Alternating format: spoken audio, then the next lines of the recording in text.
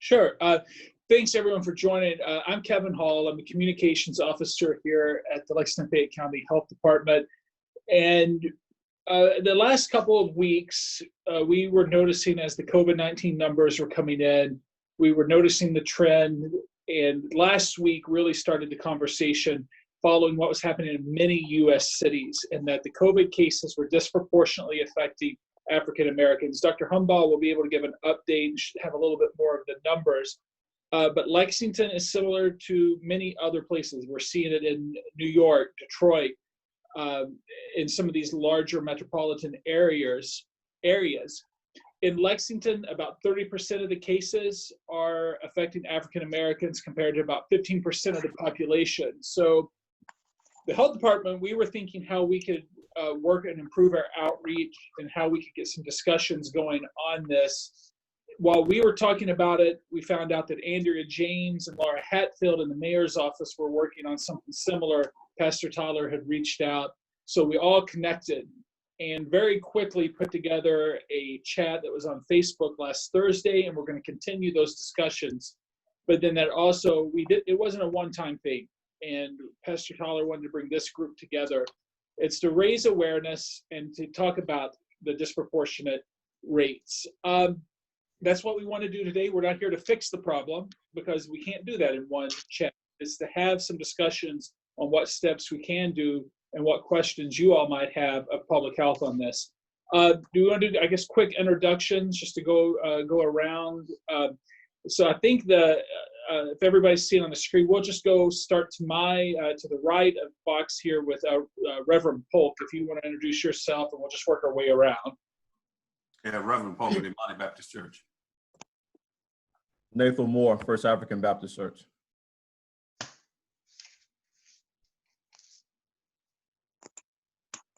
We'll go, I guess, Ann, do you want to introduce yourself? Yes, I'm Pastor Ann Freeman from the Church of God in Jesus' Name. Okay, and Monique? On Street. I am Monique Shaw from Remnant Community Church. I'm representing Pastors Josh and Daisy Brown. Okay. Jerome Norwood? You're gonna have to unmute you. There we go. You gotta unmute. There you go. Yeah, St. John Missionary Baptist Church. Okay, Laura? I'm Laura Hatfield. I'm with One Lexington and Mayor Linda Gorton's office. And Dr. Humbaugh? Hi, Kraig Humbaugh. I'm the Commissioner of Health here at the Lexington-Fayette County Health Department. Kevin and I are physical distancing, so he's in his office and I'm in the conference room. And I know that we got Pastor Owens. Did we get Pastor Owens? Oh, pop back in the screen there. Yes, if you want to introduce yourself. Pastor Owens? Yeah, Joe, we can't hear you, buddy. Yes. Looks like the screen might be frozen there. Well, we will, when he gets that working in, what we want to do today is to propose and discuss strategies for reducing the risk among African Americans. And a big piece of that is working with the people we have here on what information you need from us for the outreach. And we also want to hear from you about the questions and concerns that you have in your churches, in your neighborhoods, and let us know on what we can do. One of the things that I asked last time on the Thursday conversation was, what can we do to improve our outreach? That's one of the things we're going to talk about here. But let's start things off, if we can, with Dr. Humbaugh. If you can give just a quick update of where we are with COVID-19 in Lexington. Oh, well, thank you, Kevin. I'm not sure how quick I can be, but I will try to give a broad overview. So first of all, thank you all for joining us today. You are the faith leaders and you are the champions for your community and important advocates for health in the community. I want to kind of get everybody on the same page by kind of giving you a little bit of background, and then we'll talk about what we're seeing in terms of the disparities of this particular virus.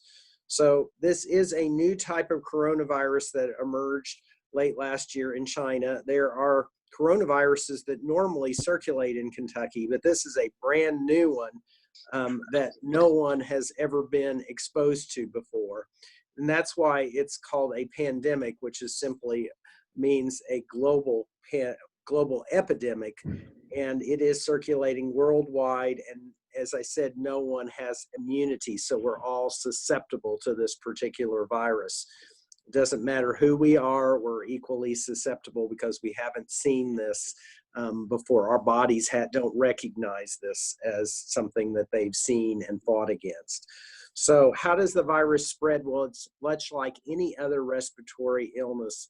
It's spread through people who are infected, who have the disease, cough and sneeze, and then when they do that, they're expelling small microscopic particles in their droplets that they expel. So these are viral particles that we can't really see when people do that. And then those of us who are susceptible, that aren't yet infected, we can breathe those viral particles in, and that's how we get exposed to the virus. And then the virus starts causing symptoms anywhere 1 to 4 or 2 to 14 days later. Another secondary way that people can get the virus that causes COVID-19 is if the person who's infected sneezes or coughs, and then they contaminate a surface, and then the person who's susceptible comes along and touches that surface, and then with their unwashed hands touches their face, their nose, their mouth, their eyes, and then that's how they get the virus inside their body. So that's another way, and that's also common with flu. So those are the two main ways that we think that the virus is spread. Why has it been so hard to stop this? Well, it is a pandemic, as we said. We can't really stop it. We can try to slow it. One of the major problems is no vaccine is available. And the other major problem that we're having is that many people have mild illness. Well, you would think that would be good because 80% of people are able to manage their illness at home with Tylenol, which is a fever-reducing medicine, rest, and fluids. But the problem is there are some people that get very, very seriously ill. And these people who are relatively asymptomatic or have mild illness can pass along the illness to those who are more likely to be very sick with the illness. Those who are older and have chronic diseases like diabetes, like asthma, like kidney disease, hypertension, heart disease are much more likely to have severe illness if they get sick. So let's go back to Kevin's statement, which is what we're seeing here in Lexington, like many other cities, is that COVID-19 is disproportionately affecting the Black community. And the reason we say that is because, as he said, 30% of our known cases of COVID-19 are in African Americans, and yet African Americans comprise 15% of our population here in Lexington. So that's there's higher rates of the disease in the African American population. So we can speculate why that is happening. And maybe we want to talk about that today. And many people have talked about why is this occurring. It could certainly be an extension or consistent with, unfortunately, the other health disparities that we see among the races here in the United States and in Kentucky and in Lexington. Blacks are more likely to have chronic illnesses than whites. Blacks are more likely to work in the service sector, and therefore, as you all know, the service sector has been particularly hard hit during the COVID pandemic. Blacks are in general less likely to be able to work from home, and so they still may be going to work in occupations where they're exposed to people. Our own anecdotal reports of doing our contact investigations here at the health department have shown that some families that we're dealing with who are African American live in multi-generational families, and children seem to be less affected, but they could be the spreaders of the disease to older ones in the same family household. So it's, grandchildren living with children and grandparents all in the same household, and that may be affecting the African American population, causing that to affect the African American population more. So those are kind of that's the data that we have now. The data will be ongoing as we continue to see more cases, unfortunately, here in Lexington and Kentucky and in the United States, and we'll continue to keep track of that. What can we do? I know we're going to talk more about that, but for every population, not just African Americans, we want people to do social distancing, but I think it's especially important for the African American community to do that and to do good hand washing, because those are the things that we know can help prevent the illness from spreading as fast as it has been. Our goal is to, they say, flatten the curve. That just means the curve is made up of the number of cases per time. And the idea is to slow the amount of disease so that our healthcare delivery system can have the beds and take care of the severest patients once we reach our peak. So if we have a peak and when everybody is sick at the same time, it could potentially overwhelm our healthcare system. We wouldn't have enough beds. We wouldn't have enough ventilators for those who are the most severely ill. The idea is to be able to actually spread out the number of cases so that the severely ill people can be taken care of and accommodated by the healthcare system. So I think that's what I want to say in a nutshell, and I'm open for questions about statistics or data or how the virus spreads or anything else you want to know from a medical standpoint. It is an evolving situation, so we don't have all the answers, but we're learning as we go, and we like to say that we're building the plane as we fly it. And if I can jump in before you have any of the questions or comments, and Pastor Tyler can attest to this because we discussed this on Thursday, is that when you hear us talking about numbers, the data, and the statistics, please know that we recognize and understand these are real humans that we're talking about. Right. We only use the data to be able to make to back up what we're seeing, yeah, and to recognize the trends. So we don't want you to confuse that, to think that we are very much concerned, because these are real humans and real families that are affected by this. I think that's a great point, Kevin, and that because of confidentiality reasons, we can't talk about individual patients, but we realize that, these are individual patients who are getting severely ill, and we've had 7 deaths here in the community as well, 7 deaths total. So any questions or comments about? Okay, thank you, Dr. Kraig, and thank you, Kevin. Let's open it up to our panelists, and let's have, if you don't mind, some comments and replies or questions before I get started. I have a plethora of them.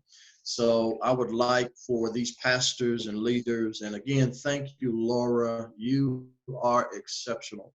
Thank you for taking the ball and running with this. We commend you, Kevin and Kraig. We thank God for you, and Christina, we're grateful for her and her assistance as well. And we salute the mayor and we salute the governor. We are 100% supportive of their efforts, and we stand beside them and we stand with them. These ladies and gentlemen that we have invited to the call are leaders in their own rights. I don't speak on their behalf. Men and women of God who have done an impeccable job in the Lexington-Fayette County area impacting ministry. However, we are aware of the fact that we only reach maybe 5% or less than 5% of the African Black population. There is a untold number, I would say roughly anywhere from 20 to 30,000 minorities that are not associated with any church. Although they may know of the churches, they're not associated with them. But when crises take place and disparities are among us, they run to us, and rightfully so. We're there for them. What touched my heart last week, and then we'll open it up. I had a text from a member, and these pastors can attest to this. And the text said, Pastor Tyler, we're praying for you and all pastors in the COVID-19 experience. throughout our nation. We are counting on you. We are leaning on you. We are asking God to give you wisdom so that you can lead us and guide us through these very turbulent times.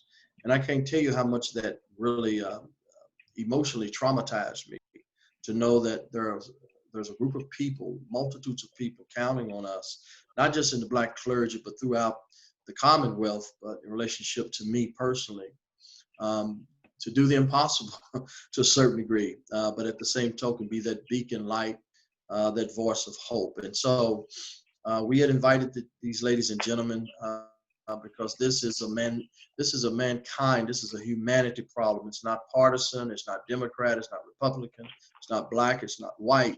This is a humanity problem. And so let me just open it up to these pastors. Pastor Polk, if you want to join in, and then maybe Pastor Ann, Pastor Joe, Nathl Moore, and any other pastor. But if Pastor Polk, if you'll lead the way, I appreciate it. Yeah, I guess the first question I would like to ask concerning the 30%, can you kind of give us greater insight as to what that 30% consists of? You know, the gender, the age, that kind of stuff. Yeah, sure. What's in that Yeah. 30%?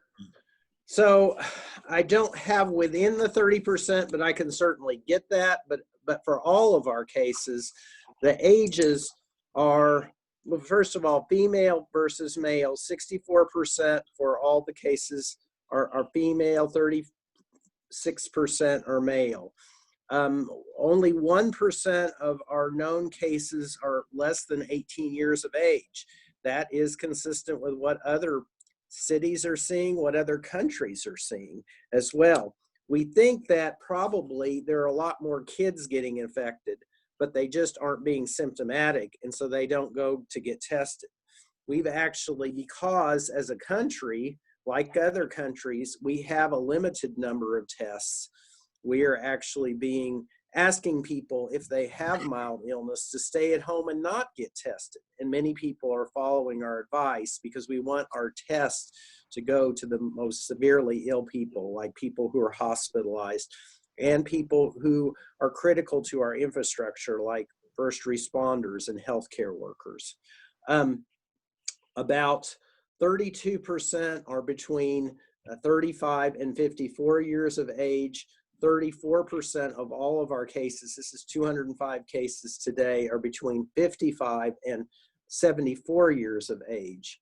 About 19% of all of our cases get hospitalized. However, in this 54 to 74-year-old age group, 59% of those people get hospitalized. And as we talked about before, the older you are, the more likely you are to have complications or severe disease.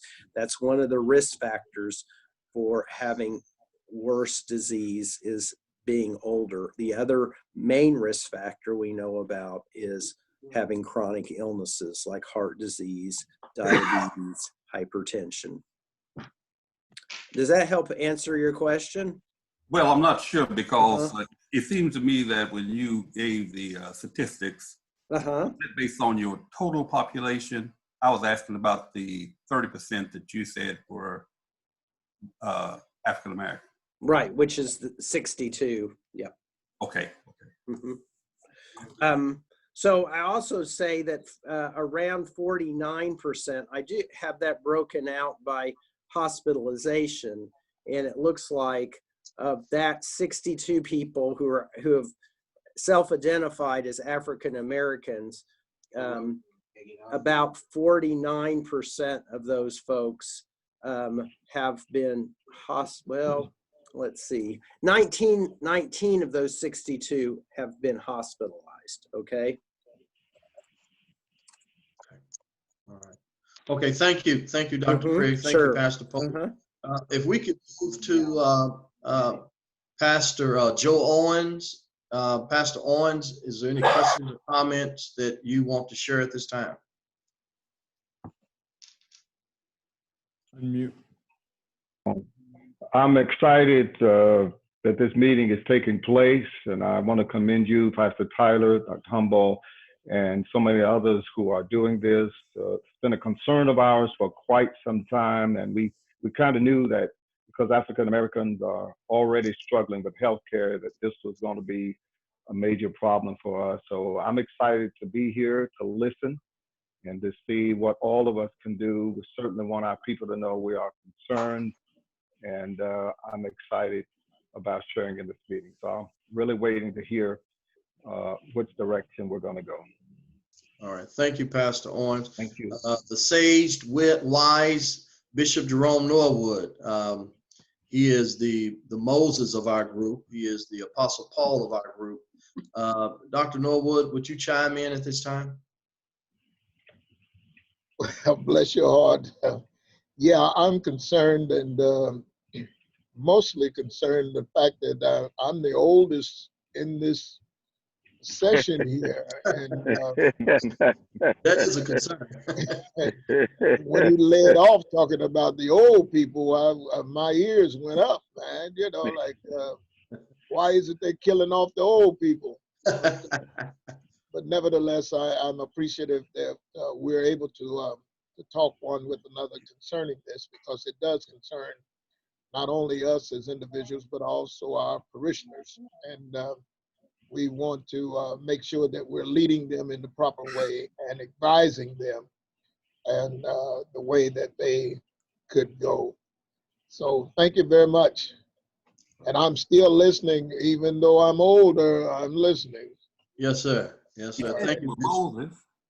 Yes, sir. Let me move to Pastor Nathl Moore, and then Pastor Winston Taylor and Pastor Ann Freeman. Pastor Nathl Moore, who is a leader in his own right and also moderator of our Consolidated District Association here in the state of Kentucky.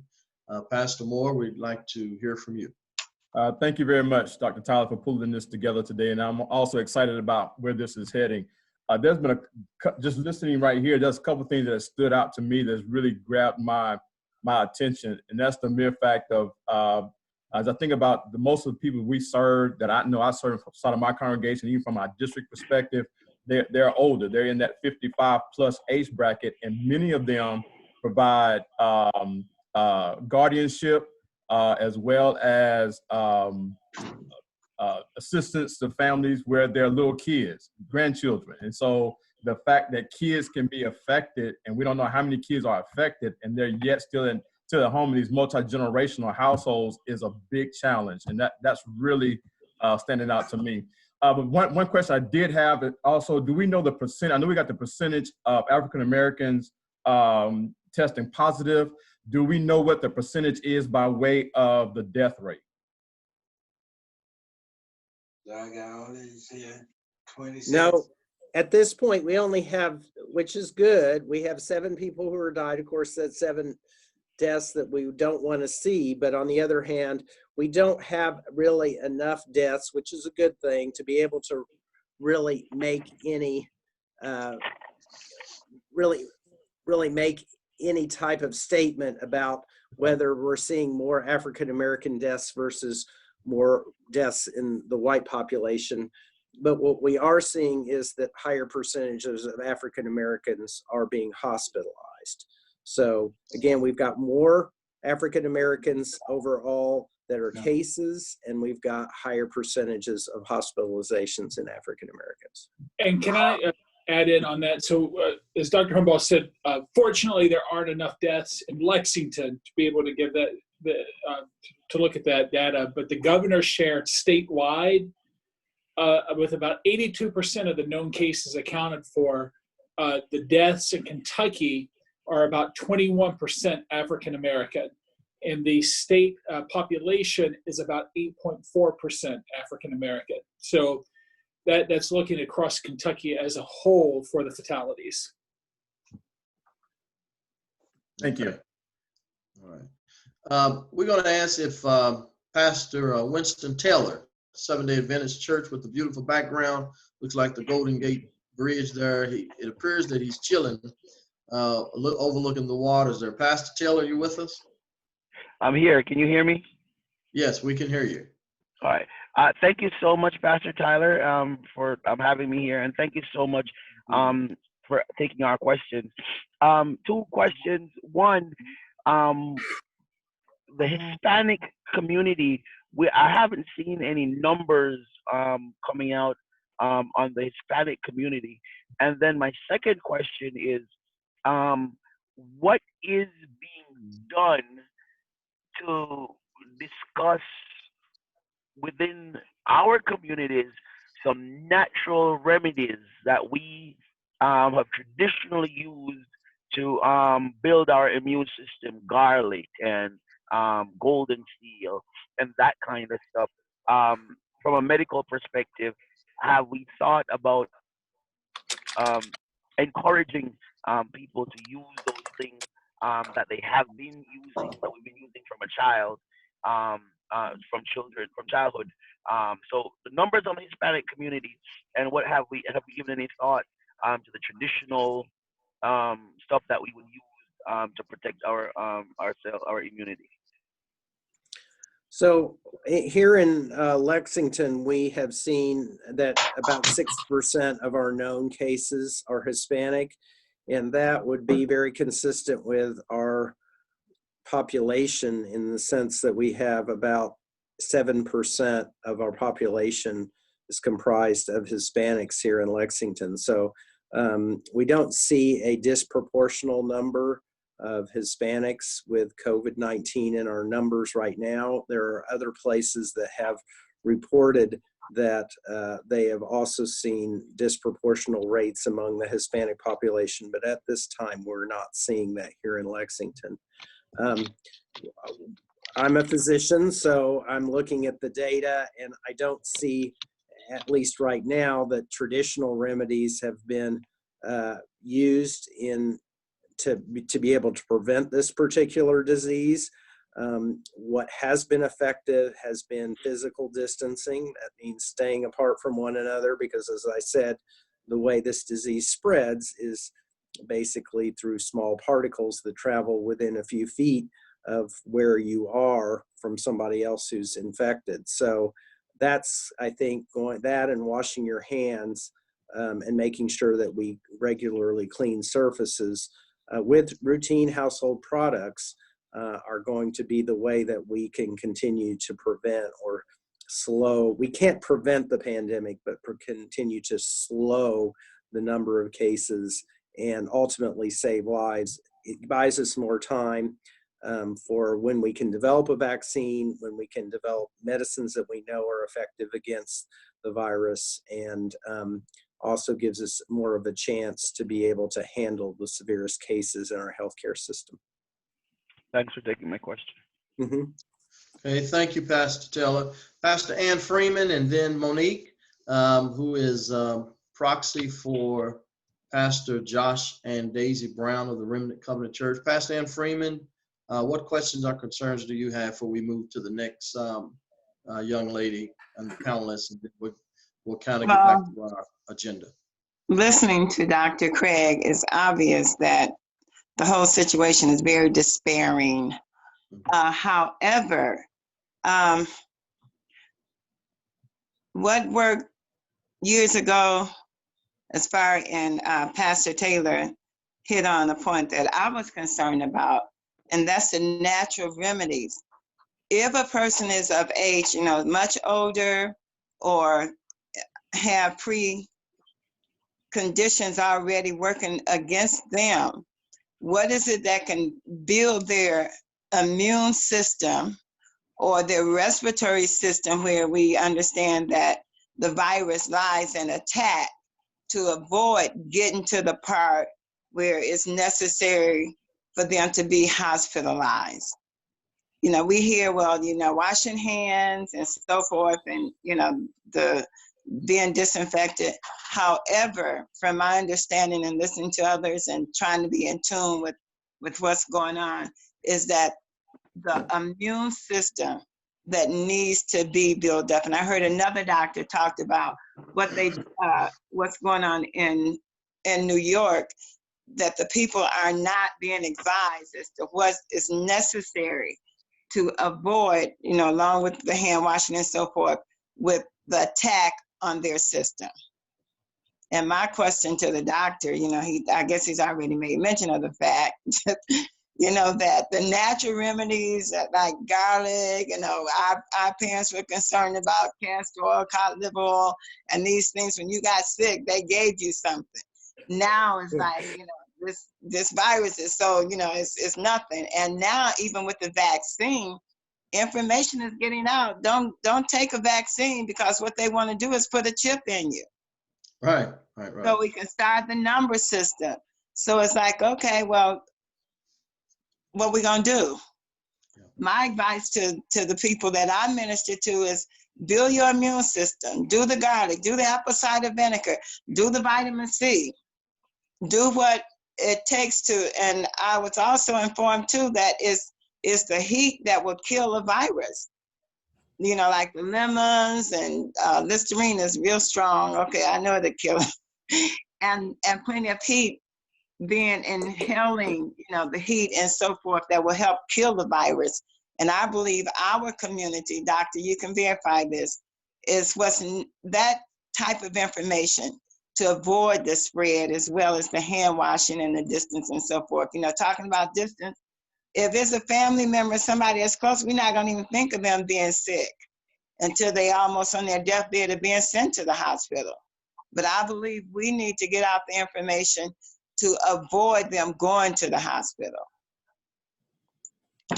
Well, I don't know, Dr. Kraig, you can speak for yourself. I don't know if one of the electives in Yale, when Dr. Kraig was in school, was holistic healing. I don't know if that was one of your electives in Yale University, but it is very appropriate that you did mention that, Pastor Ann, but I'll let Dr. Kraig give his disclaimer as it relates to the holistic healing. Dr. Humbaugh. No, I don't. I don't. That was not one of my electives. Well, shame on Yale. They should have talked. Yeah. It should have been in there, right? But we didn't have much public health either. So just like every other, medical school, there's not a lot of public health that's taught in medical school. So unfortunately, that's the problem with pandemics, is we're all equally susceptible. And it's at this point, we don't have the science that tells us that we can rev up our immune system by taking some particular pill, or we can take some particular food to do that. Now that, having said that, I would say that if you're healthier, just healthier in general, that you're more likely to have mild illness. That's not going to be true for everybody. There are going to be exceptions. There are going to be outliers.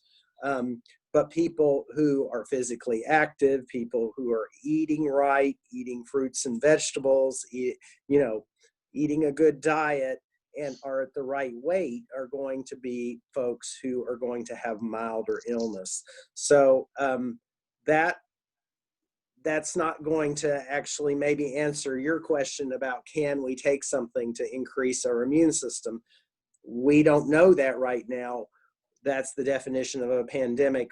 We're all non-immune, unfortunately. What we don't know is why some people, like older people and those with chronic illnesses, tend to get more severe disease. Thank you, Dr. Kraig. Monique, we want to hear from you. Thank you, Pastor Ann. And then Laura, we'd like to hear you just greet us in your own way. Monique, you there? Monique Shaw? I am. I'm here. Yes. I do have a little bit of a different perspective, having obtained my degree in public health. So I have a little bit of knowledge, as well as having the pleasure of growing up as an African-American woman. I recognize that culturally, it has been ingrained in us to try to remedy our issues ourselves. One, because we have been disproportionately unable to obtain medical coverage as a part of the income differences culturally and ancestrally. we were not afforded the privilege of attending a doctor, so we became our own doctors. So that's why you tend to hear from our community, how can we remedy what's happening? The other thing is we are not always apt to run to the doctor when we don't feel well, and therefore putting us at a higher risk for complications because we don't get it on the front end. We end up at the hospital or at the doctor when it's really bad.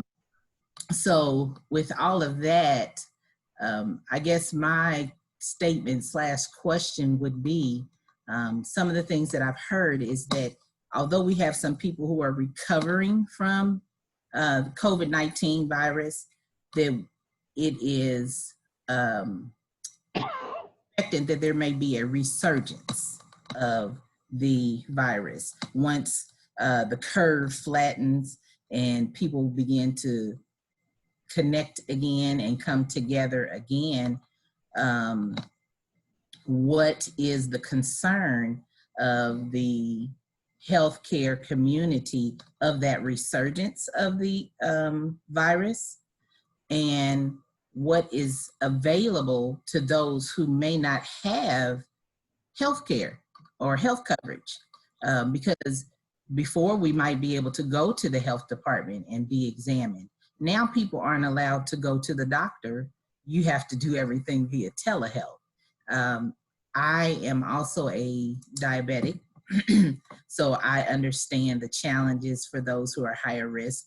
I am not as seasoned as Pastor Norwood as of yet. The Lord is still keeping me here, and I pray it to that time in my life, but I am a high risk person because of my healthcare needs. So not being able to go to my doctor like I would normally.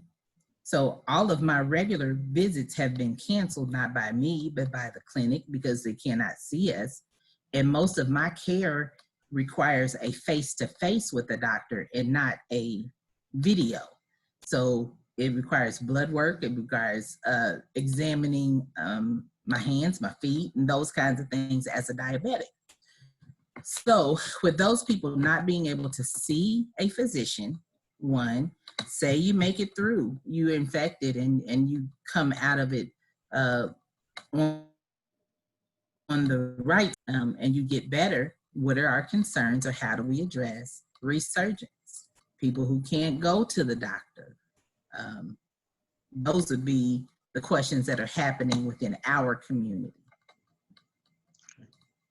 When I say our community, I mean in my church itself, the people that are a part of the body. Those are some of the questions that are being asked. Okay. Yep, I think you've got some great insight there. You're right in that we have talked as a medical community about how this is affecting people who, you know, have other illnesses, not just COVID-19. And telehealth can only go so far. I hope that people are accessing telehealth though, because I think it is a way for you to connect with the healthcare system without putting yourself at additional risk with a face-to-face visit.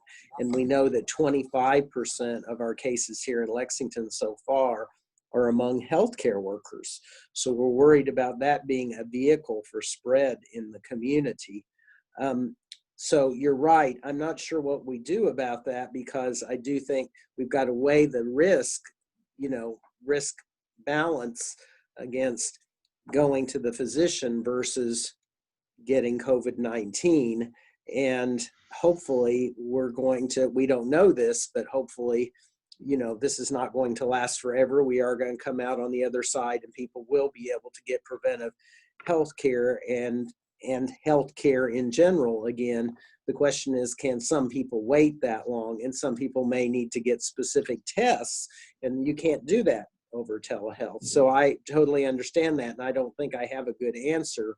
I think we're just weighing risk versus benefits here in terms of going to the doctor physically. What will happen? Will we see a resurgence of the virus? We don't know. We don't have a crystal ball.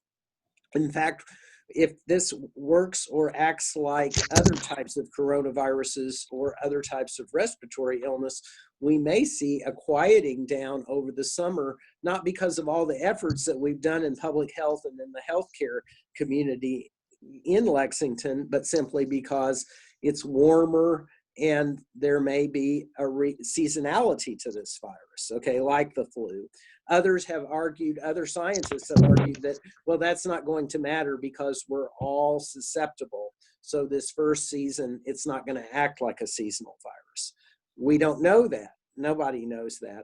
But I do think before us, when we start talking about before we start talking about relaxing physical distances and other limitations that the governors put on us as a community in the state, we need to think about, is there a wider availability of tests? Do we have the ability to see if people, can we test their blood to see if they're immune? So if they had a mild illness and they're now immune to the disease. We think that people will develop long-lasting immunity. We don't know that for sure, but we think they will do that just like any other virus. Like if you have the chicken pox or the mumps or the measles, any of those things produce really long-lasting for years immunity. And we think that's probably going to be the case here. But before we start talking about that, and in order to prevent a resurgence, we need to have better testing available, more wide testing available, and also testing available to see if people who have convalesced or people who have mild illness now have immunity. So that's what I would say from a scientific standpoint. I have one more question. I know there has been discussion about different medications that they're trying to fight the virus. Is there any headway being made? I know they were talking about the Z-Pack at one point. There's another medication that has a really long name that I cannot pronounce. What are the discussions about medication being used to treat the virus? Right. So there are a variety of different remedies that are being tried in the very severely ill patients who are on ventilators in the hospital. And those include antiviral medicines. That may be the really long one that you can't pronounce. Some of these are used in the HIV world. Others are used against other types of viruses.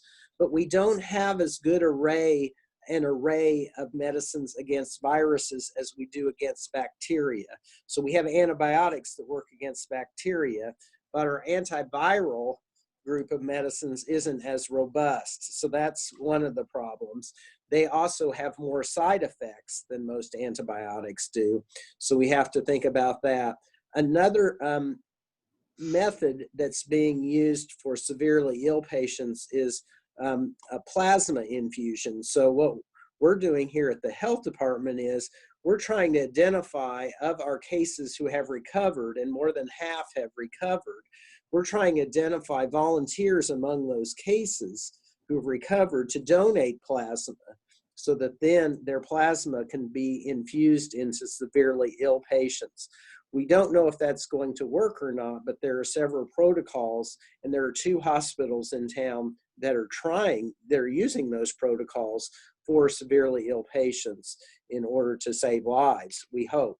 We don't know that because there's been no randomized trials, but essentially they're trying anything, the doctors are trying anything that they think may work for severely ill patients to keep them alive. All right. Thank you, Doctor. Thank you, Monique. Excellent question and concerns. Laura Hatfield, I know you're there. We'd like to hear from you. Laura helped to coordinate and bring all this together, and she's working directly there with the mayor and other leaders in our community. Laura, what are you seeing on the horizon as it relates to COVID-19? Well, I first just wanted to thank Pastor Tyler for reaching out, calling. I guess it was early last week, and then I think the very next day we put together a panel, a live discussion. And I think the thing I'm most concerned about or interested in, and something that Bishop Norwood had said, and his question was, how can the faith community really lead and advise parishioners? And I think with conversations like these, the folks on this panel conversation have a much greater ability to reach people. And the goal or the hope is that accurate information about social distancing, about hand washing, how can you all help to communicate that message to folks? What do you need on this end with the health department? I was thinking, every day I watch the governor's 5 o'clock update, and he has a list of the 10 things to do. But if it's materials that need to be made and copies, if it's succinct information that can be put in bulletins, sent out via email, because I think, it took a while for even me, to, I'm doing a lot of research about what to do and what not to do. And it took a while to get it ingrained in my head, those things. So how can we make information more readily available to people in our African-American community to be educated on ways to protect themselves? Okay. All right. Thank you, Laura. Does anyone have any questions for Laura? She's working directly there with Mayor Linda Gorton that you want to inquire with her at this time. Oh, Pastor Tyler, I think Laura's closing, what she said last was, how can we get this information out to our people? And so I'm thinking Right. She's asking us, right, how can we help to disseminate this information? Okay. What we're doing right now, Pastor Taylor, is this is the beta test, if you would, a preempt to a greater, larger, broader audience. I said at the top of the hour, Lexington has roughly around 40,000 or so, Lexington-Fayette County, Blacks, African Americans. That's as far as we know, census and data. That's not counting the ones that is not in the census and data. And you see these large numbers periodically in spurts throughout the county, whether it's the Sunday Live at the park, or whether it's in pockets in different particular civic and community organizations. We're kind of spread it out, but we are here. We're definitely here. With that being said, clergy, we only reach probably about 5%, and I'm stretching that, of that population. There are some other venues of communication in which the mayor has, as well as the governor, and we're tapping into these venues so that they can hear not only from the great leadership of those who are serving currently in our community, like Dr. Kraig, Humbaugh, and others, but you know as well as I know that in the psychic of the Black race, there's something about the prophetical voice of the Black pastor and the prophet and the prophetess. All throughout Old Testament, when there was a crisis in the community, in the nation, the voices were heard. Even if they did not belong to the nation of Israel, they were heard. And so my goal in this particular format is not only to empower us with knowledge, but also to create other venues of platforms, which is broadening the awareness and giving some actual data. I did ask at the beginning not to do Dr. Kraig Humbaugh's job and others that are working, Kevin and others, but we want to tap into the credibility of the data, pump that data out consistently, let them hear from us. Next steps as far as ideas for methods and awareness and education and outreach, and I'm gonna come back around the corner and open it up.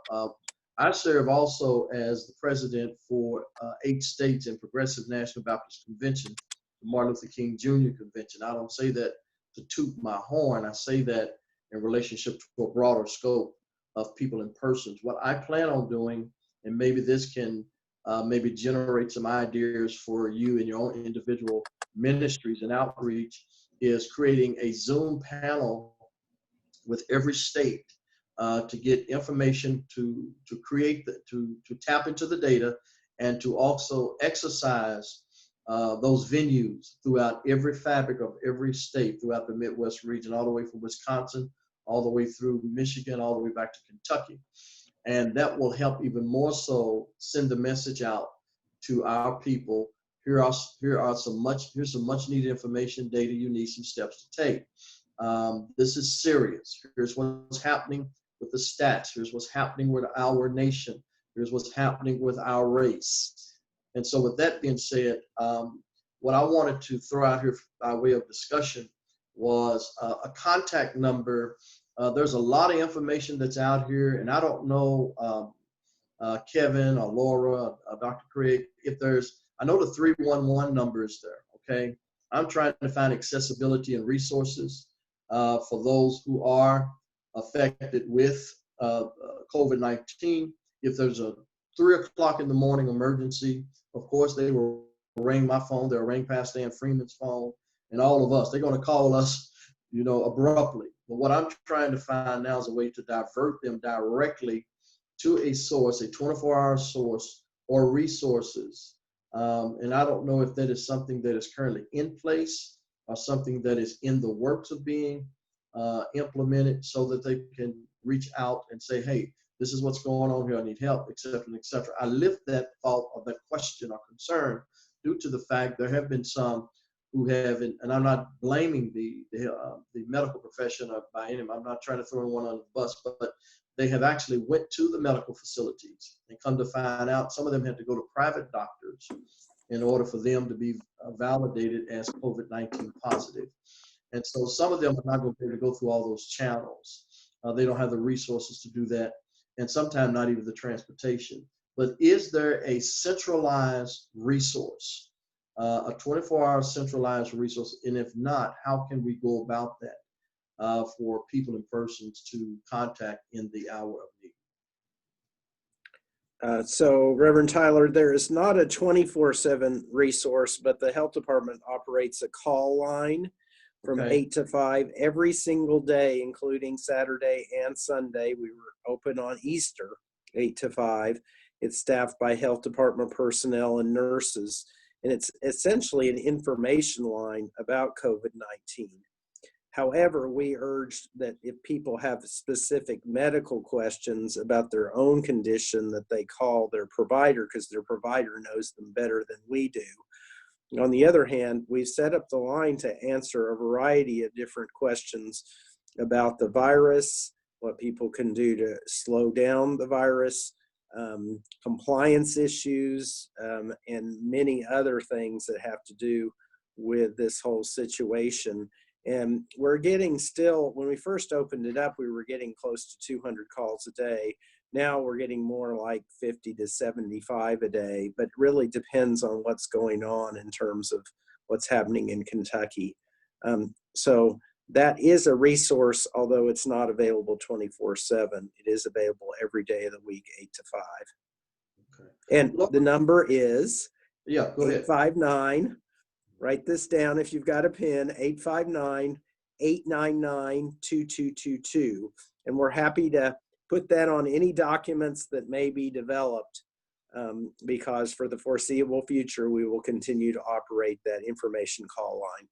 Okay. If I can jump in here before we hear from the other panelists. Laura, let me ask you, do you think that's something that could be recommended or proposed to the mayor? I know we have the Lex call, okay, the 311. I'm wondering if there is an avenue to connect that with the COVID-19 need, whether it's a resource or I'm understanding what Dr. Kraig is alluding to, or better yet suggesting, but I'm trying to find a more direct resource, a line of communication. You can call 311 and they can basically direct you in any venue as it pertains to Lexington. And I'm wondering if that's something that the mayor has considered, or something that can be considered. So 311 is really just for government programs, waste management, and streets and roads and things like that. 211 is more for our social services type. Okay. That's the United Way. And you can call and get all information related to social services. And I think as it relates to COVID-19, the very best line of communication is going to be that phone number, because they have it staffed with public health folks. But I think what And I would ask the rest of you all if you think it would be beneficial to have just the top 5 things to look for, so that you can send. Because I'm thinking, I wish I had it in front of me, but like I said, the top 10 things that the governor says, some of the things he says is, if you are well but fearful, don't go to the doctor. If you are not feeling well but ordinarily wouldn't go to the doctor, go ahead and call us and we'll talk you through this. If you are injured and you are very sick, go to the doctor. But I think it's, how can you all help to communicate to the communities in which you have an ear to, or they have an ear to? These are ways to help them help themselves. The other thing that, stressing the social distancing, I don't think, I didn't realize that I was not a very good hand washer until this pandemic. And then even myself, it's like, okay, Laura, just because you've washed your hands after the, A, B, and C, now I know, like, washing my hands for 20 seconds is what I'm supposed to do. But I really didn't learn that until people kept telling me over and over. And I think we're looking to the faith community. How can you really communicate that this is, a big deal? And it's a bigger deal in the African American community because it's disproportionately impacting this community.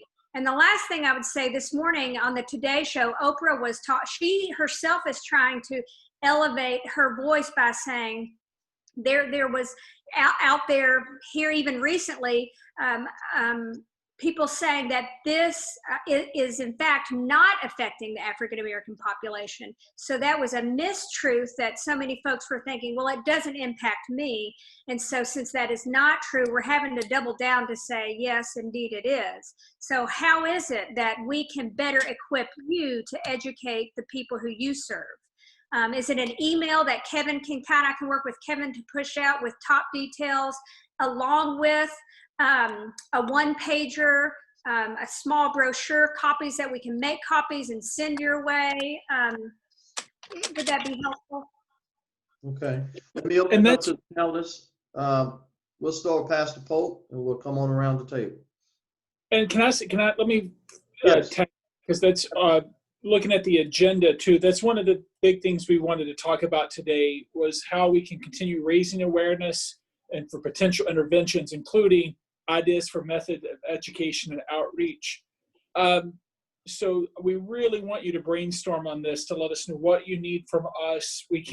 This doesn't mean that we can provide everything that comes up here today, but Laura and I have talked, we really want to hear these ideas so we can provide what we can and shape things moving forward to what's going to work best, and realizing it's not one size fits all. We're very mindful of health equity, and it also is in terms of our outreach as well. So Pastor Tyler, if you want to open that floor back up so we can hear some of these ideas and needs.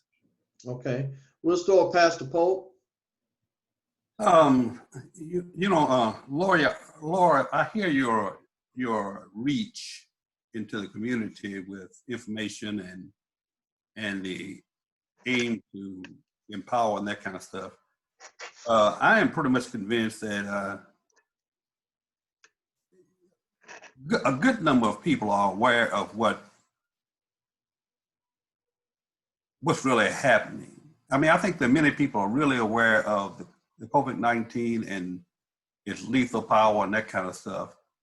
And in terms of washing hands and distancing themselves, I think that people are aware of that. I asked my grandson the other day for a hug. He said, "Granddaddy, coronavirus won't let me hug you." And so he's aware when he comes in to see us. First thing he does is he goes and washes his hands. A lot of kids that are at home and can't come out and go to school, I hear from parents all the time that the kids understand why they are not in school, and they understand not going down the street to play with their friends and that kind of stuff. Here's what I sense. He put this out there, but here's one of the things that I sense. Well, two things. One is, I think that the more you put the numbers out there, the data out there, it speaks for itself. Okay. And then secondly, in the Black community, there's some foolishness that has to be, spotlighted. And when somebody has, just like Sunday, someone in Florida, I think, had Easter egg hunting, 300 people showed up. Now that was foolish. Not that they didn't know that they shouldn't be associated with each other in that kind of way, but they were very foolish. But I think that the numbers alone that we are made aware of each day reminds us of the deadliness of this virus. And when you talk about producing materials to pass out or make inserts and that kind of stuff, keep in mind we won't have church for another 5 months. We have no bulletins. All of my contact with Imani has been through my evening talks with them and my Sunday streaming. And I always make mention of it anyway.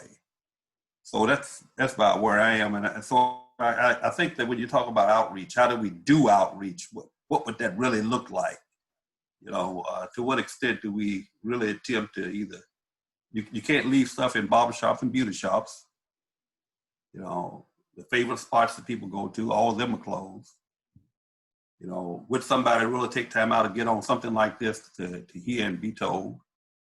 So it's a tough situation. So that's about all I can say at this point. Okay. Pastor Joe Owens. Thank you, Willis. Thanks, Pastor Tyler. Again, I appreciate so much having this unique conversation. As I've been listening,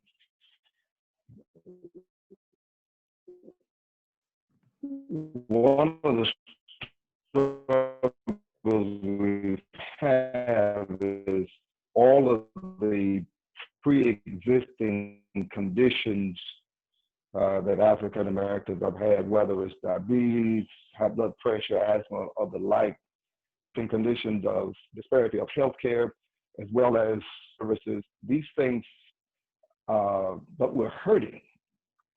And I think one of the things this Zoom opportunity here gives us is one of the things that we have wanted to hear for a while is some acknowledgement that the disparities exist, so we can't fix them right away, but it does my heart good to hear some acknowledgement that coronavirus has just uncovered and made more widespread the disparities that are already going on there. So I'm looking for something that I can take back to my people that can say that, yes, there's been some, but I need a list parity. And that's what I'm looking. What are we going to compensate in some way for being so far behind? Okay. Thank you, Pastor. You're going in and out. We heard you. We lost your video there, but we did hear you. Pastor Nathl Moore. Yes. I'm sorry. I'm hearing, I think it was said earlier that this is going to be more than one session. Yes, sir. Because there are multiple levels to this. Right. What I want to hone in on what Laura was saying about information. What I'm kind of seeing and sensing right now is something immediate that we can do, as well as something long term. Even piggybacking on what Pastor Polk has said about getting information out to his church. To me, it sounds like there are two specific. It sounds like a church PA campaign is what it sounds like in the immediate right now. To where we have two pieces of information, something like, did you know? And then we have the statistics. As Reverend Polk said, numbers says a lot. And the numbers that you guys shared today, that information needs to be distributed in the community. So on some type of communication, you have a did you know spot, and we list the statistics. There's another space that says for such a time as this, and then we get those specific things, Lord, that you all are pointing out that we want people to be aware of, that we emphasize. We have to keep emphasizing that over and over and over again. So, and then I guess a way of pushing that information out in the immediate if we all are saying the same thing by way of those two particular bullet points, and we use either our Sunday services when we're online or our Bible study sessions online, at some particular point, we use those avenues online right now to get the same message out. We're saying the same thing. I think there's one way of doing it. Then if that's something that we can also post on our social media pages, our Facebook pages, then we can flush that information through our social media outlets. That casts another broader net. So to me, it's gathering what specific information we want to share and gather that together and put that out there, because again, this is multiple stuff. This is, there are so many levels to this, but something that we can do like in the immediate, getting information out, that we got to start slowing down the stuff. And I know I'm with you, Pastor Polk, people should know, but I'm still driving by spots. I'm not want to say no locations or anything like that. But people are still migrating in a corner store, like everything is cool, like everything all right, and it's not. And so we have to do whatever we can to get that information out, because there's still this kind of misnomer, I think, that says it's serious, but maybe it's not that serious. So that's my 2 cents worth on something we can do in the immediate right now, and a method of getting that word out to our churches, and how we might also use our social media Facebook pages to cast that same document or same information, that same communication out and about. And I think, Laura, you're right. Those governors' 10 steps is very effective. He refers to it every day, these 10 steps. So if we have something like, again, some way we communicating statistics that says, pay attention to this, but then here are some things that we want to push by way of awareness. And I can work directly with the health department to make sure that the information is accurate and concise. And I will make sure to get the information out to all of you all in hopes that you will continue to just spread it broadly to everybody that you know. But I'll also put in that communications, what you said, Pastor Moore, about asking people to put it on their Facebook, asking people to speak about it before services, and send it out via email. So I'll certainly get that to you all. And can I jump in on that too, that if you see something that's missing or messaging that would help, be sure to let Laura know, because she can reach out to us and we can help. We want to provide what's going to speak best for you, what you need. We can provide the data and the stats. And if one week you wanted us to have a message about reminding why physical distancing is so important, or one week about hand washing, let us know, because it's going to go both ways. We want to hear back from you on what's going to work best. Okay, great. And probably before Pastor Norwood comes, one consideration within the ministry of Antioch, I'm actually going to develop a media ministry specifically for COVID-19. And their task will be to find multiple ways of getting the communication out appropriately, because my congregation can reach more people than I can. And then their people can reach more. So that will be something we'll be working on to give some space for pastors. Pastors are extremely busy, extremely swamped. And so that's something that, thank you, Pastor Moore, that we can plug into. Pastor Norwood? Pastor Tyler, can I get one more thing, piggyback in on just one more thing? Yes, sir. What you were saying, with the communication, I mean, I know earlier, Laura, you were talking about putting something together that we could go in bulletins. I appreciate the information, but along with that, even the announcement itself, I don't know what you were looking at by way of what a physical announcement looked like or whatever, but even the format of how the information is put into a format, that also becomes a centralized document that, as Pastor Tyler was saying, we can publish that particular document or whatever throughout our congregation, and they can disseminate it. So, even giving us information, that's great. But even in the communication format or the advertisement format that we want it to look like would be very helpful as well. Yeah. And that way we're all saying the same thing. Pastor Norwood? Well, Pastor Tyler, I was listening, and of course, pretty much those things that have been said, I've been blessed with a group of people who have already shared a lot of information, especially, again, the information that the governor has shared with us every day concerning the 10 steps.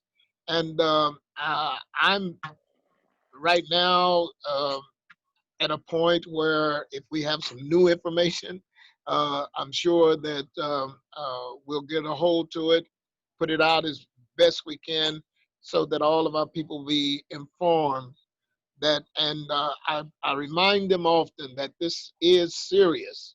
This is serious. This is nothing to play with, and we're going to get through it. And the information that we get, again, I'm blessed with a number of staff persons that put out the information to our people and keep them informed. And we're just patiently waiting to get through it. Thank you again. Thank you, Bishop. Okay, thank you so much. Monique Shaw, proxy for Josh and Daisy Brown. This excites my public health heart.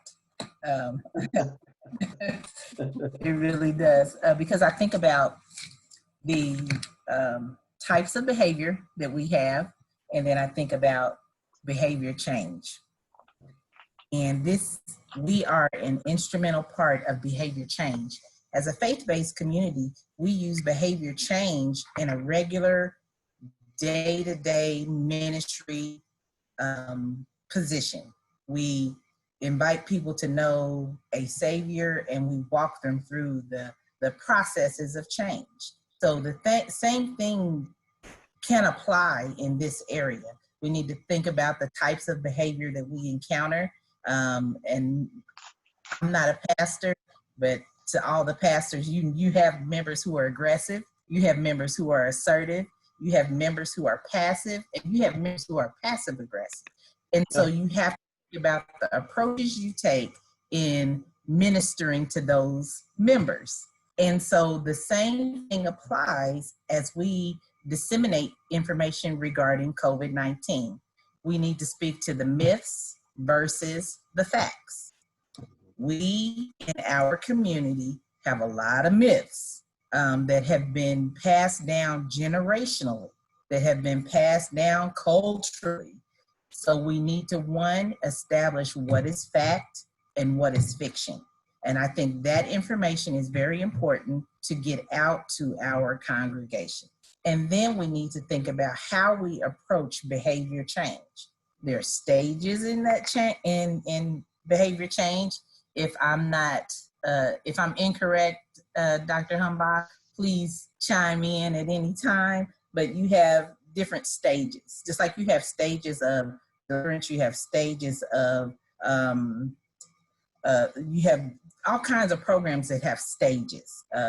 People who are overcoming addiction and things like that, they have 12 steps. And in behavior change, there are steps. There's pre-contemplation, contemplation, preparation, action, and maintenance.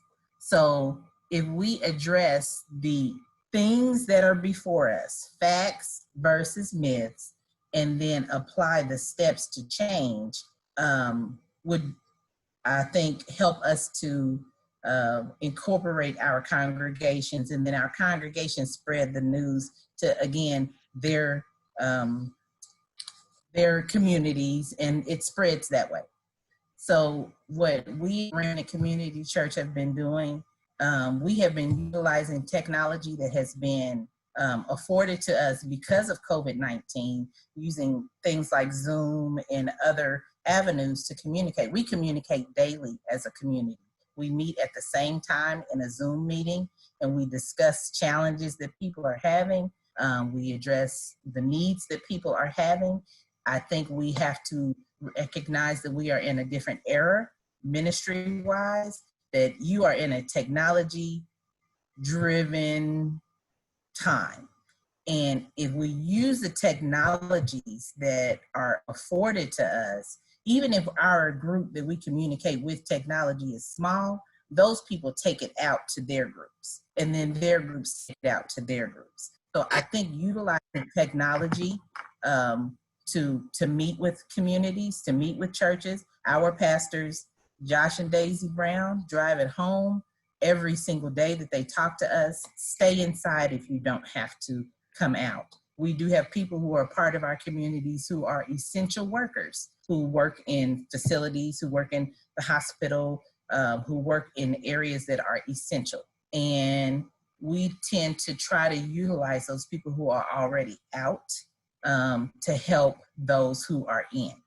So if you are already out, and not to say you should sacrifice yourself for anyone else, but if you are already a person who is out in the community and you have PPE and you have access to gloves and masks and things, because you are already out and in the community, then you can use those people to help those who are unable to come out. Getting information out, we use Facebook, we use Zoom, we use GroupMe, we use email. We try to use every type of technological tool to get information out. So Laura, if we can do facts versus myths, those 10 things from the governor, we are supportive of Governor Andy Beshear. Do you hear me?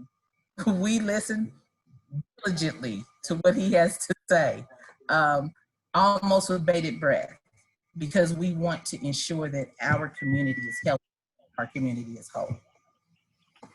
And one quick thing I wanted to add, since we have everybody here, this Thursday, there's going to be a second online discussion, and that is going to be around mental health. And we've got Shambra Mulder, Sean Freeman, and John Brodus who are going to be talking about that. That's going to be on the Lexington Health Department's Facebook page at 2 o'clock. Is that right, Kevin? Yeah, that's correct. And one thing, and if I can say too, to something that Monique was saying, and I say this is not just a plug for the health department. It's really not. The more that you're able to connect people to our social media or to go to our website as well, to establish that we are working directly with you for the people of Lexington, will go a long way too, because we understand that based on some of the conversations we had last week, there's still distrust among African Americans for health agencies, and we're trying to break down some of those barriers, and you would be a huge bridge toward that. And so in addition to us providing you the information, and I will be working, you all will have something for this weekend to be able to provide, as was mentioned earlier, some of the did you know and some of the stats, but help send people our way too, to know that we are providing the best information we can for the people of Lexington. Thank you so much, Kevin, for mentioning that. Oftentimes when I make statements just like what you made, it's looked upon as a racist remark or an indirect remark as it pertains to dividing the culture or the people in which we are a part of as a community, but you hit it right on the head. There's a lot of mistrust among not only minorities, but in our community. And some of that is justifiable due to past experiences. And I don't want to be a history buff and go over the I guess you say the train tracks of past times. We're moving forward dealing with the present issue before us, which is the high statistics of COVID-19 among Blacks is where we are. Therefore, and therein, we're going back to point A when we had contacted Laura Hatfield to put some Black faces, some other faces to support the data. There are people who will have a lot of faith, as Monique said. If Josh and Daisy, if I can say this respectfully, if Josh and Daisy Brown get on the Facebook Live or they're in that social media traffic, there are people who have a lot of respect for them. And they may not do the research that we're doing. They may not look at all the facts and data. But if they hear Josh and Daisy say, hey, listen at this, pay attention to this, we are supportive of this. That adds more, I guess you would say, more commitment of people not only being committed to our agencies as far as trust, but also to simulate that information and to share. Pastor Ann Freeman, I haven't forgotten about you. Yeah, I haven't forgotten about you. Okay. In reference to information, Yes, ma'am. the 10 things that the governor have, I believe, especially for our community, because we, a lot of times we don't think like everybody else thinks in reference to the seriousness of this situation. But I believe that the major symptoms that come along with this virus need to be written. If that can be on one side of the 10 things that the governor have, and then that, I think that would be really effective, as well as, communicating on Facebook and so forth. But a lot of times, I don't think, with us being self-medicated in most cases, don't realize the symptoms until they're really bad or we're on our way to the hospital. But if these symptoms that are connected could be, documented along with the 10 steps or the 5 steps that the governor may have, I think and believe that would be effective. And then as we minister in our, on our prayer lines and things like that, we can let, the people know exactly. And the thought also came to my mind in reference to, everybody still go to Walmart's and Kroger's. So just having that information passed out, or a place where they could pick it up, or a poster or something, I believe that would be effective as well with getting the information out. And thank you for that. I am emailing Laura Hatfield literally as we speak with some of that information you're requesting, so it can get distributed as quickly as possible. Sounds good. Thank you. Pastor Shaw, not Pastor Shaw, I'm sorry, Pastor Winston Taylor, I hadn't forgot about you, my brother. Laura actually talked about what I wanted to ask about. I don't know if anybody else saw the story where 3 kids in California has committed suicide because of and the parents blame it on the self-isolation. Is the mental health kickback, the mental health. My wife works at a mental health facility, and they are actually systematically planning for the amount of people that are going to be coming in because of alcohol use, because of a drug, people just can't manage it, and so they're turning to that stuff. So systematically, is the health department taking that into consideration? Is there, so for example, my church, it just so happens that my wife is a therapist, and so she volunteers her time that if anybody's going through anxiety, they can call her. And so we have a line, we set up a line just for that. What does the city have for people who are having, and I guess this would probably be a part of the question you were asking earlier, Pastor Tyler, what number can they call to talk with someone like a therapist, like something like that? And then my piece for communication was maybe Laura or somebody who represents the health department could go to our services via Zoom and, probably be asked questions at the end of our services, something like that, to help get information out. Okay. Thank you. Yeah, that kind of sent us back around what we had discussed earlier, Pastor Taylor, about a centralized call number where people could call in for resources and for help, immediate assistance. As we get ready to wrap up, this is kind of like the wrap-up session because we're ahead of the curve, but we want to stay ahead of the curve as far as time is concerned. Dr. Sally, can I interject one other point? Yes, sir. Just a few minutes ago, we touched on this thing about distrust. And talked about it as a result of past experiences. Right. Well, I think that we also need to acknowledge the fact that some of the distrust is also because of recent experiences. Yeah. We've all heard the news where persons have asked to be tested. Sure. and we're denied that. Yeah.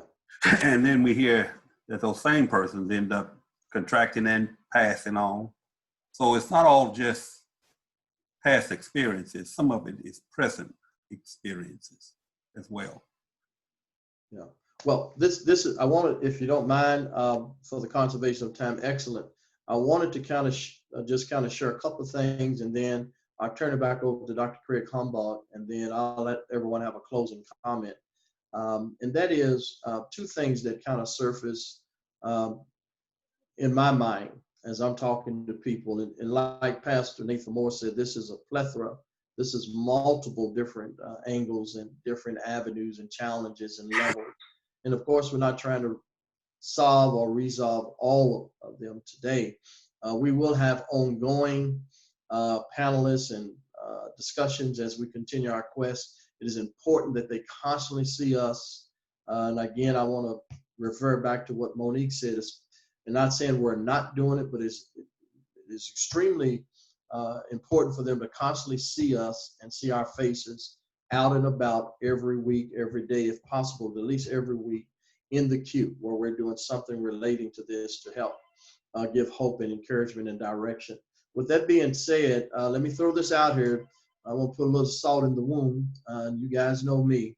It had been mentioned that many of the Blacks and African Americans are working service jobs, and some of them just cannot afford to stop working. Some of them cannot afford to work from home.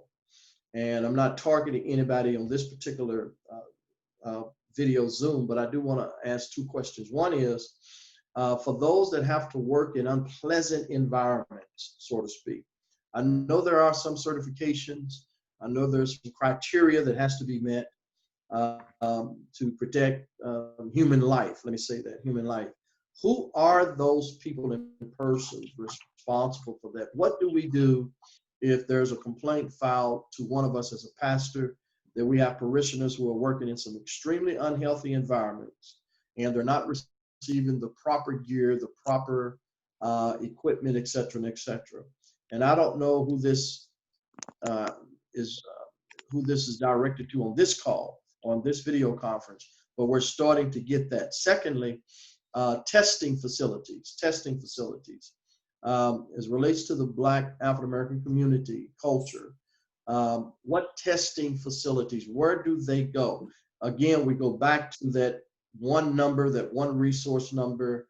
What do I do if I discover that I'm sick and I need, some type of testing? Are there testing facilities? What are the steps and the procedures? What do we do in relationship to these resources and other needs pertaining to this item of discussion? So Reverend Tyler, this is Kraig Humbaugh again. So I think the answer to maybe both of those questions is the information line that we've set up. I realize that it's not 24/7, it's 8 to 5, but we do have people who call us about unsafe work conditions. Sure. And you can also call the governor's line, which is it's called the Kentucky Safer Line, but they both of the complaints get to the same place. And in Lexington, those are either dealt with actually 3 different ways: by the labor cabinet at the state at the state level, by the police, and by the health department. So if it's a business that we normally regulate at the health department, we actually send our inspectors out there to look and see if they're following the governor's orders in terms of safety for the workplace. And police do that job for some of the folks, and the labor cabinet does it for some others as well. But calling the line will help get that complaint in there. And the same thing for testing. So if people will call our line, we don't do the tests here at the health department, but we can potentially direct them to resources to people who are testing if they meet the testing criteria. Remember, there are limited numbers of tests. Right. And so there is a criteria, and that includes people who are at higher risk for disease. And again, as we've talked about, first responders like police and fire and healthcare workers, those people go to the top of the line in terms of testing priorities. But I would suggest that both of those types of questions can be handled by our good folks at the health department. Okay, Dr. Kraig, let me ask you this for the panelists chime in. Would this be a part, this should be, not if, this should be a part of the template for consistent education and interventions, not just from the health disparity perspective, but for economic instability. There's economic sickness as well, or an economic virus as well among Blacks and African Americans in the culture of Kentucky. So with the template that we're working toward and the next steps, et cetera, is there a team or is there people in persons working to help develop a template for what we're discussing today? Well, I think that is something that our folks at, we call them the CHI team, that's the Community Education and Equity team here at the health department. And they are mainly health educators, and that's what they do. And they look at social determinants of health and how that affects people in our community. So I think that's right up their alley. And we can certainly charge them with looking at this. And I think it has to be looked at in a broader way, and that's what you're saying, I think, here. Absolutely. And also, and I'm done when I say this, the last couple of comments and questions that we have discussed pertaining to the work, the dangers at work, work environments, the testing, who to call, who to contact, the template. This information, Kevin Hall, we need to have this in some type of format as an FYI or information for the pastors, for leaders, and then we can go to the next level with it. But this is something we will need as a resource, if I'm making sense. Yep. Dr. Tyler. Yeah. We'll come around. Okay, Pastor, if you hold on a second, let me come around the corner for everyone. If there's something you want to chime in on, please do so, because we're working toward the 3 o'clock hour. And then we'll have the final comment from Kevin Hall and Kraig and Laura. Okay, go ahead, Pastor. I would like to, in the next session, for Kevin and Dr. Humbaugh and Laura, if they would, to give us some kind of report on what's happening in the jail. We've not been able to be overcrowded for years, been beyond capacity for a good number of years, and what kind of direct actions are being taken to protect the prison population as well. Okay, yes, sir. And also with the mention of the incarceration, Kevin, it has been mentioned, Dr. Kraig and to Laura, that a youth panelist, we need a diverse youth panelist for a Zoom presentation, Zoom meeting. Youth reach more youth than we can. And so I had mentioned Brianna personally, maybe could be a part of that think tank of Partners for Youth, but we would like to have some youth come on board in the very near future to Zoom in as well. Okay, next pastor, closing comment. Pastor Joe Owens. I just want to say thank you once again. This is awesome. We need the help, and please let's do everything we can to get this information out, just like we said we would. Our people are hurting. We pastors are struggling. We want to know how we can get the word out that somebody cares. And I think this was a good start. Great start. All right. Pastor Nathl Moore. Closing comment, right, Pastor Moore. Thank you, Dr. Tyler, for pulling this together. Again, excited as well. Dr. Humbaugh, Kevin, and Laura, thank you guys for everything that you're doing. And we keep you guys lifting our prayers, and we're excited about working in tandem with you guys to positively impact everyone in our community. Thanks. Okay. Pastor Ann Freeman, closing remarks. It has been worthwhile listening, and I trust that we will continuously move forward, that this just won't be another meeting. And I want Dr. Kraig and those that are in the health department and all of us that we're certainly praying for you all. And stay encouraged. All right. Thank you, Pastor. Bishop Norwood.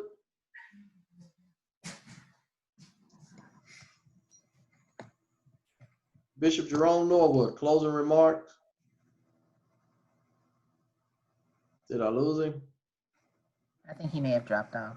Okay, he may have dropped off. Okay, Pastor Taylor, Winston Taylor, closing remarks. Thank you guys so much for having me. We'll do our part to spread the word.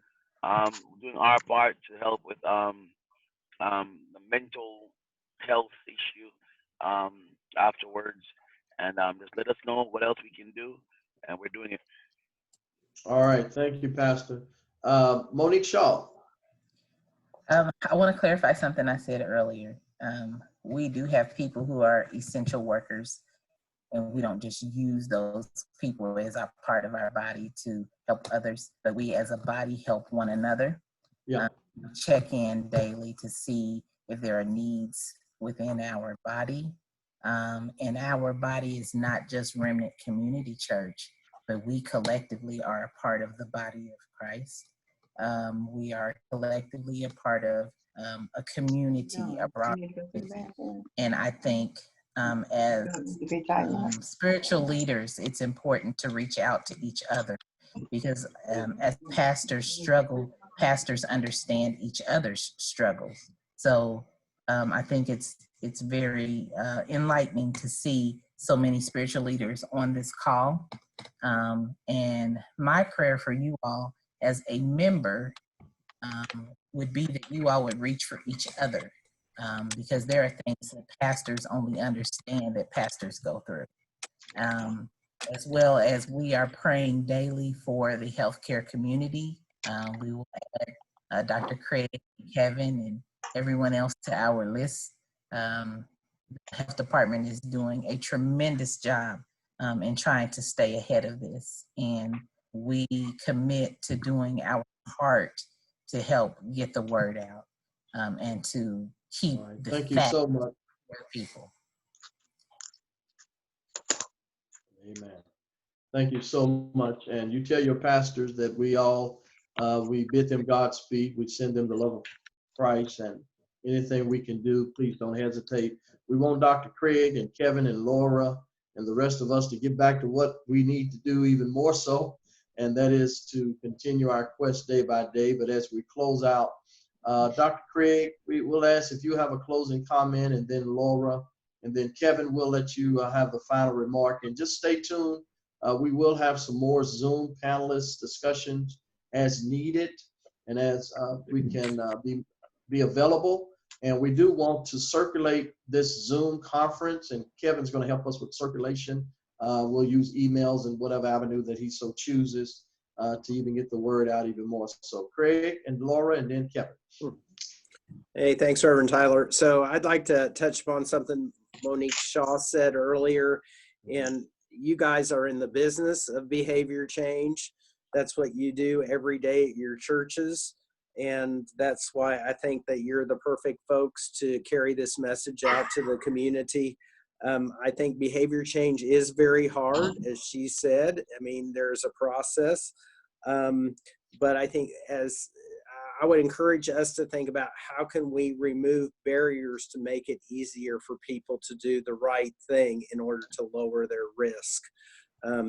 The other thing I would say is just going online. There is a social media campaign that's in Dallas among the African American faith community. It's called #WeNeedToSurvive, and that's the number 2, all one word. I'd encourage you to look at a document that they have that's on the St. Paul United Methodist Church Dallas website that may be potentially a starting place for where this group wants to go in terms of the literature that is needed to be pushed out. So those are my remarks. And again, thank you very much for joining us, and it's been a great discussion. Okay, Laura. I would thank you for inviting me to be a part of this discussion.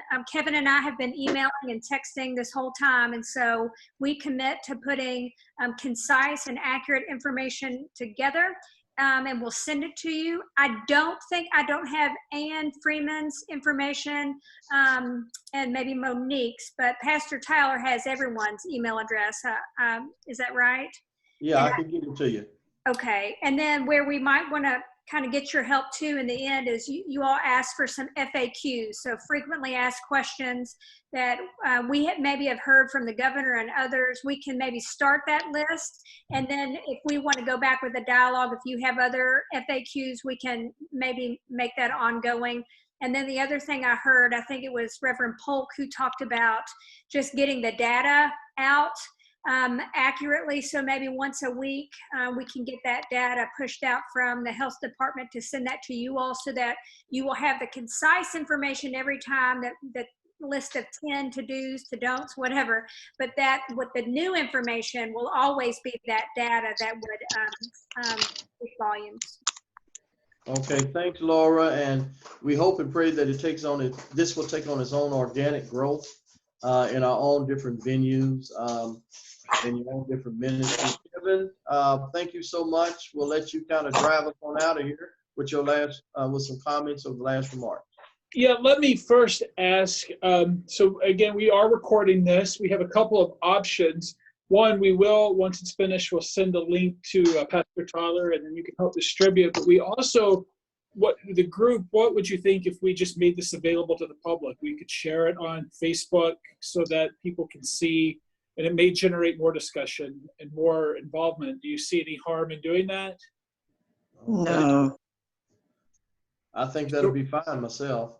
What do you all Okay, because think? I don't see anything that was discussed here that we wouldn't have discussed if the public was watching in general. And from my end, I think it really speaks to Lexington it puts the light on it, that we're not doing this in the dark, and we're doing this, and it helps hold people accountable too. That so when people watching it see the health department's going to provide this information, then they know to keep watching for it. They know that this is a partnership, and they know that this is an honest coming together of a multitude of groups. So I'll work on getting that posted as soon as we can today, and I appreciate your all's thoughts on that. Wrapping up, I want to say that Laura and I we've been sharing a lot of messages back and forth. We will get all this information that you've requested about the data and some materials to share on Sundays to you. Also, don't be afraid to reach out. Pastor Tyler has my email address, and if you need to get that, or you can call the health department main line, or there's an overall health department email for COVID-19 at lfchd.org that can be shared to other people. So if you have questions or ideas, or you want somebody to perhaps speak on a Zoom meeting to be able to talk a little bit about COVID-19, because we will make ourselves available. Maybe we can't spend 2 hours every time on it, but maybe 15 minutes, half an hour, do a quick message and chat. We would love to be able to do that in a more direct fashion with your churches and congregations, friends, family, whatever is needed. The last thing I'll say is, on a personal level, thank you, because from our communications, we need, as I mentioned earlier, we need your help bridging those gaps. And this is going a long way toward helping our mission, which is helping Lexington be well. And Dr. Humbaugh likes to tell people he is the only doctor in town that is responsible for 350,000 people. And it's everybody in Lexington. And it truly is everybody in Lexington. And we can't do it without your help, the people watching, and the people who are in your congregations who will help us spread this message. We've listened to you and heard you, and I thank you truly, truly from the bottom of my heart for these wonderful ideas on helping us today. Pastor Tyler, thanks for arranging this. Laura, thank you for arranging it, and for the others for your time. We will be in touch very soon, and if you can watch Thursday, we're going to broadcast it to continuing this talk about COVID-19, the impact on African Americans, and looking at mental health and some of the ways and the barriers that are in that. So thanks, everyone, and we will be talking very soon. Kevin. All right, thank you. Kevin. All right. I would like to know if Monique could possibly detail that process that she talked about, because it used to be if Big Mama said no, there was no explanation. Now it's required to explain behavior now. And I think that the process would be very helpful. Well, she's going to be the chairman of behavior. So Wow. you're the minister of behavior now, Monique. Oh, Pastor Tyler, you do not know what you're saying. With the help of Kevin and Dr. Kraig, I'm sure we can come up with something. Please don't put it all on me. Yeah, I think that's something that we can work toward with somehow the behavioral change that you mentioned earlier. This is just the first part of the conversation. This is not the last that we'll be doing this. So much of this stemmed from the conversation that came on Thursday, which led to the conversations happening this Thursday, and we'll keep seeing this carry out. So we will be in touch very soon. Thank you, everyone. Be safe out there. Wash your hands. And put your mask on. Follow the Reverend Polk's lead there. Wear the mask when you're out in public and you can't social distance. All right. God bless you. Thanks a lot, everyone. Get